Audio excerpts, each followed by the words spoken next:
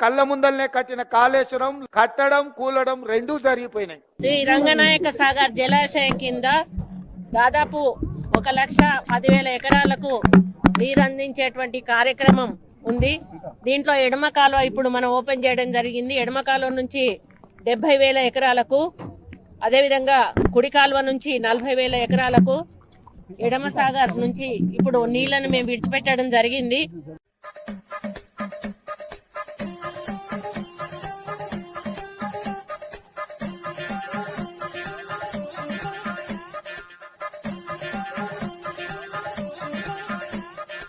చూసింది కదా బైసాబ్, కాళేశ్వరం కట్టుడైపోయిందట, కూలుడైపోయిందట. మరి కూలుడైపోతే 20 టీఎంసీల నీళ్లు హైదరాబాద్కి ఎట్లా వస్తున్నాయి? 5 టీఎంసీల నీళ్లు మూసీకి ఎట్లా వస్తాయి? మన మంత్రి గారేమో 1,10,000 ఎకరాలకు నీళ్ళు ఎట్లా విడుదల చేసే? మరి ఈ రకమైనటువంటి గోబల్స్ ప్రచారం.